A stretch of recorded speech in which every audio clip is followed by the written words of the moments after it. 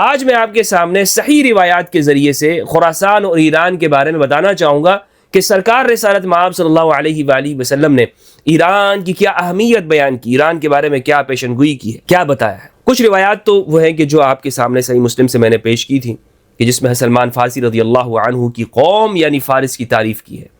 کچھ روایات میں آج آپ کے سامنے بیان کرنا چاہتا ہوں۔ ایک بات، یہ روایت بہت اہم ہے۔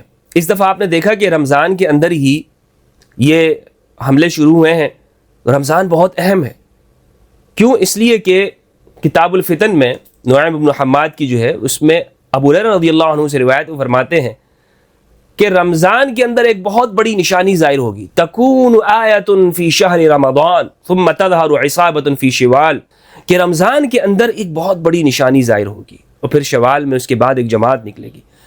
تو اس کا مطلب یہ ہے کہ ابھی جو کچھ آپ نے دیکھا کہ جو آوازیں لگائی جا رہی، وہ کہتے ہیں کہ 1 مہینے سے زیادہ اور 40 دن کا کہا ہے کہ یہ سب کچھ جاری رہے گا، تو یہ اس مرتبہ جلدی ختم ہونے والے نہیں ہیں۔ تو 1 مہینہ اور عید کے دن بھی اس کے اندر رہیں گے، درمیان میں تھوڑی سی جو جنگ بندی ہوگی، لیکن اس کے بعد پھر سے آغاز ہو جائے گا۔ یہ حدیث سے ہمیں یہ بات معلوم ہوتی ہے، رمضان کے اندر اس دفعہ یہ کچھ ہوا ہے۔